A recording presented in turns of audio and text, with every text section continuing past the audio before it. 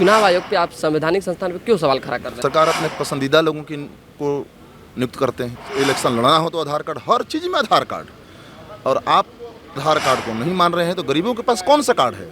DA को हारने का डर है। इलेक्शन कमीशन के कंधा पर बंदूक रख करके बिहार के करोड़ों लोगों की मत का अधिकार ये छीनने की साजिश है। पैनोरमा ग्रुप, जो सोचता है वो करता है। नमस्कार, मैं हूं धीरज शर्मा और आप न्यूज़ हाट देख रहे हैं। मनोज मंजिल हमारे साथ हैं। मनोज जी, चुनावी वर्ष है, आखिरी सदन का सत्र चला, इसमें भी गहमा गहमी का माहौल। आप लोग सदन नहीं चलने, बड़ा डिस्टर्बिंग एलिमेंट आप लोग हो गए हैं, जैसा सत्ता पक्ष कह रही है। देखिए, डिस्टर्बिंग एलिमेंट तो एनडीए है। बीजेपी इलेक्शन कमीशन के जरिए बिहार के करोड़ों दलित, गरीबों, आदिवासियों, वंचितों और श्रमिक वर्गों, प्रवासी मजदूरों, नौजवानों, महिलाओं के वोट डालने का अधिकार छीनना चाहती है, उनकी नागरिकता छीनना चाहती है, जो सीधे संविधान और लोकतंत्र पर हमला है और ये संविधान के खिलाफ है।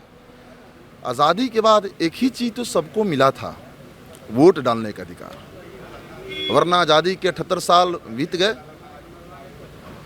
करोड़ों लोग हैं हमारे देश में जो भूमिहीन हैं, जिनके पास कोई संपत्ति नहीं है, सत्ता में कोई हिस्सेदारी नहीं है, संस्थानों में कोई उनके लिए जगह नहीं है, लेकिन वोट डालने का अधिकार था। और इस अधिकार से लोग अपने सवालों को रख रहे थे, अपनी आवाज़ बुलंद कर रहे थे, सत्ता के सामने, संस्थानों के सामने अपने हक अधिकार की डिमांड रख रहे थे और अपना पसंद जाहिर कर रहे थे। इलेक्शन में, विधानसभा हो, पार्लियामेंट का इलेक्शन हो या स्थानीय निकाय का चुनाव हो, तो ये अधिकार छीनना, ये बिल्कुल अधिकार छीना जा रहा है। आप लोग तो गुमराह कर रहे हैं लोगों को एसआईआर के माध्यम से। अब तो विपक्ष के लोग यानी सत्ता पक्ष के लोग तो कह रहे हैं कि चुनाव आयोग पे आप संवैधानिक संस्थान पे क्यों सवाल खड़ा कर रहे हैं? चुनाव आयोग में जो लोगों की नियुक्तियाँ हुई हैं, तो सरकार अपने पसंदीदा लोगों को नियुक्त करते हैं। पहले से तो बदल गया है। सुप्रीम कोर्ट पर भी सवाल है।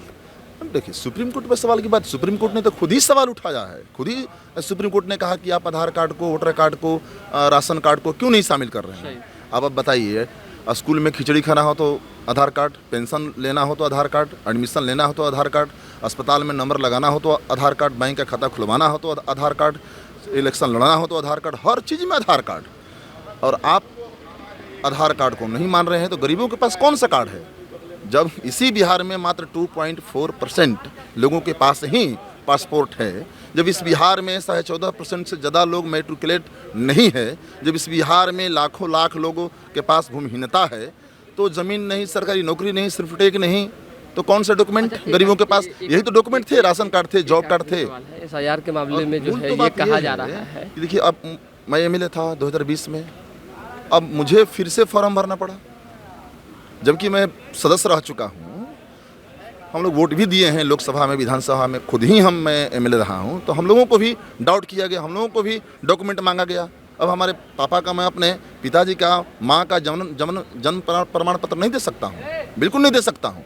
तो बिल्कुल ये साजिश है, एनडीए को हारने का डर है, और इसीलिए एसआईआर, इलेक्शन कमीशन के कंधा पर बंदूक रख करके और बिहार के करोड़ों लोगों की मत का अधिकार ये छीनने की साजिश है, और इस साजिश को धूल चटाया जाएगा।